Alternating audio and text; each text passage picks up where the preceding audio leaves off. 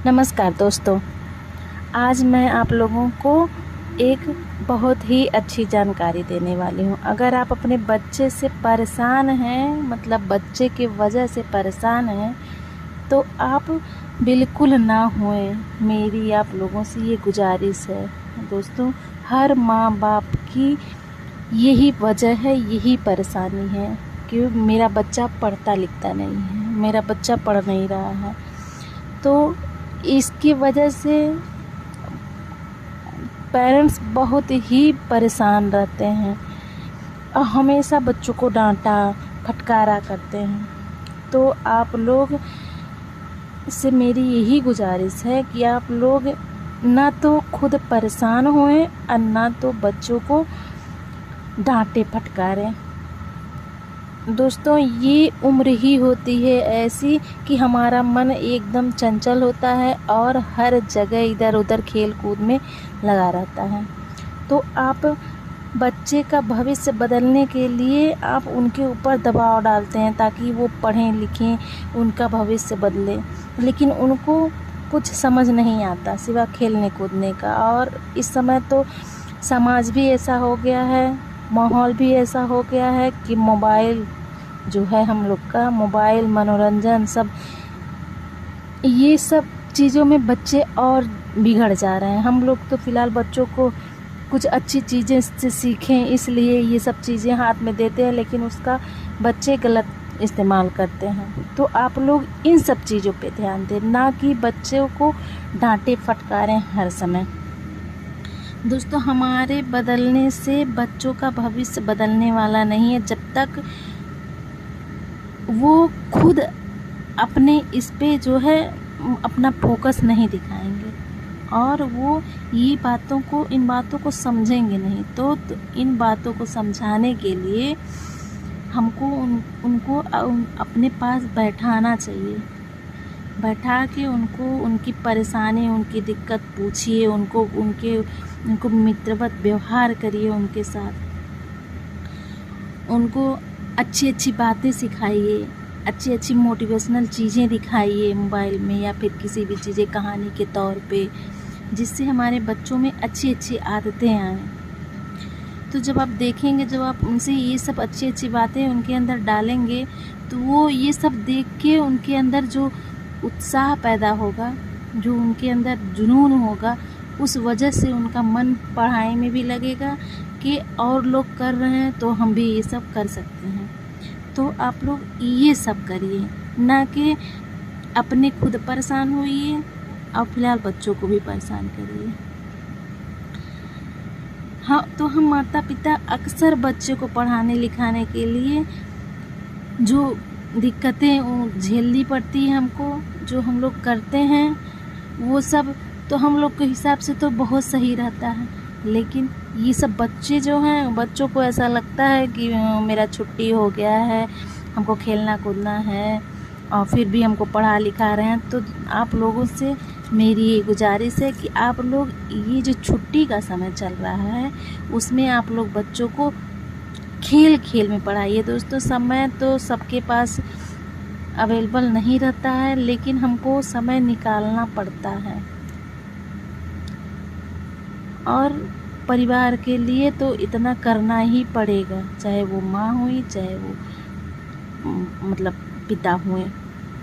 तो हम लोग, जैसे कि हम लोग अपने अब ये कहें कि हम लोग के पास टाइम कहाँ है, हम लोग तो बहुत बिजी हैं, बिजी लाइफ है हम लोग का। तो देखिए, बच्चों के लिए अपने लिए जिस तरह से हम टाइम निकाल रहे हैं, उसी तरह हमको बच्चों के साथ भी उनके भविष्य के लिए, आखिर हम लोग इतना टेंशन ले रहे हैं, इतना काम धाम, इतना बिजी लाइफ है हम लोग का, तो हम लोग ये सब किसके लिए कर रहे हैं? अपने बच्चे के लिए ही कर रहे हैं। तो उनके लिए 5-10 मिनट क्या हम निकाल नहीं सकते? ऐसा निकालिए जिससे हम उनके मन की बातों को जान सकें कि पूरे दिन वो आखिर सोच क्या रहे हैं, उनके मन में चल क्या रहा है, वो पूरे दिन क्या महसूस किए। उनको बैठाइए, उनसे पूछिए आज दोस्तों से क्या बात हुई, आज क्या किए, या फिर छुट्टी चल रहा है तो पढ़ना है कि नहीं पढ़ना है। अगर मान लीजिए वो बहुत स्ट्रेस में है कि आज हम बहुत थक गए हैं, ये वो करके हमको पढ़ना नहीं है, तो आप तब भी उनको पढ़ा सकते हैं। किस वजह से?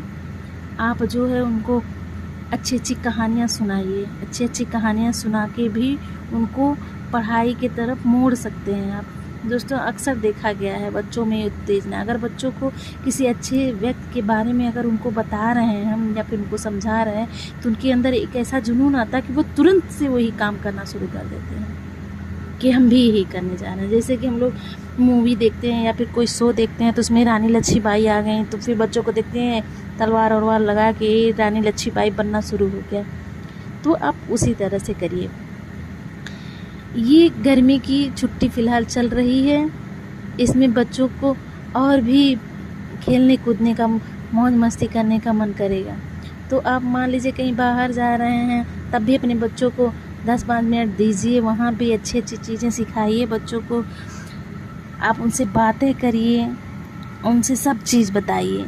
और अगर घर पे हैं तो घर पे 10-5 मिनट आप लोग इतना तो कर ही सकते हैं कि बच्चों को पूजा पाठ में भी उनका मन लगाइए। देखिए दोस्तों, आजकल का माहौल ऐसा है, समाज ऐसा हो गया कि हमको बच्चों को हर तरफ से हर शिक्षा देनी चाहिए। उनको आध्यात्मिक भी बनाना चाहिए, उनको सब मतलब जितने भी उनको जानकारी है सब जानकारी उनको होनी चाहिए। थोड़ी थोड़ी करके, ये नहीं है कि एक ही बार में, बच्चे हैं ये भी नहीं कि एक ही बार में पूरा चीज़ सीख जाएंगे, उनको थोड़ा थोड़ा चीज़ सिखाइए। और हमको, अगर हमारे घर में बच्चे हैं तो हमको अपने घर में रामचरितमानस की बुक ज़रूर रखनी चाहिए दोस्तों। उसमें जो बाल कांड है श्री राम जी का, उसको आप बच्चों को ज़रूर पढ़वाएं। उसमें से एक ही दो ही दोहा पढ़वाएं, लेकिन रोज़ डेली बच्चों को बाल कांड ज़रूर पढ़वाएं। देखिएगा उससे बहुत ही फ़ायदा मिलेगा, उससे बच्चों में संस्कार भी उनके अंदर आएगी, जिससे वो आगे चल के उनके लिए बहुत काम आने वाली है।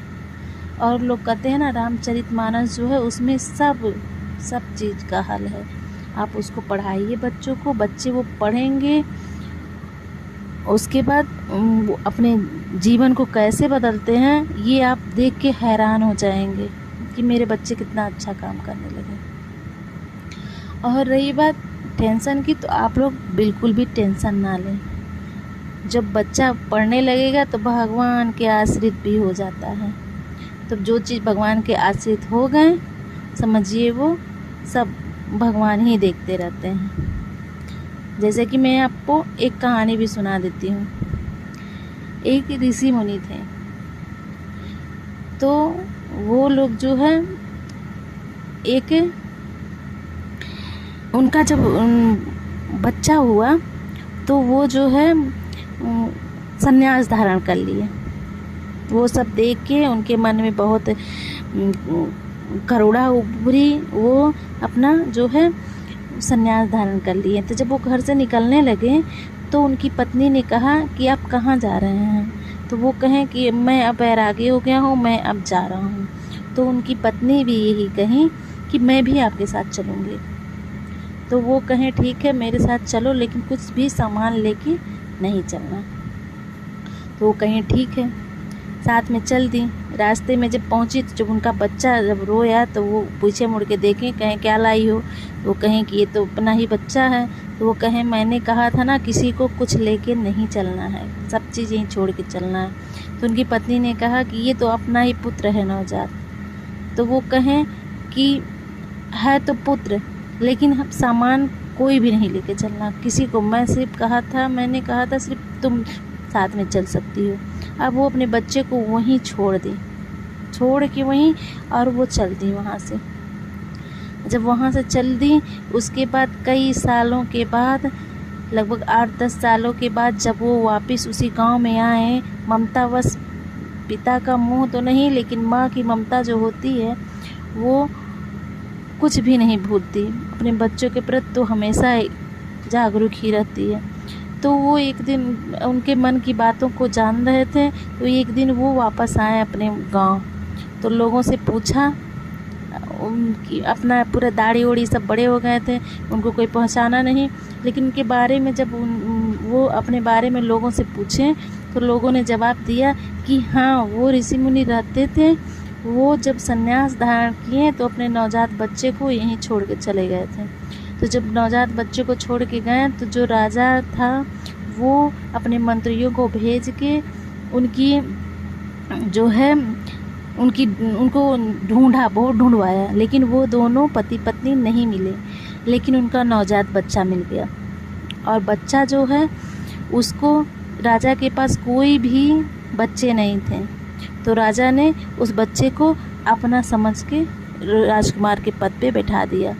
तो वो जो संत थे वो अपने बीवी से कहने लगे, देखो ये है प्रभु की माया, प्रभु जिसको धरती पे भेजे हैं उसको उसके साथ उसका भाग्य लिख के भेजे हैं। हम लोग इस बच्चे को अगर अपने साथ ले चलते तो ये बच्चे को इतनी अच्छी ज़िंदगी, इतनी सुख सुविधा के साथ नहीं रख सकते थे जितना कि भगवान रखे हुए हैं।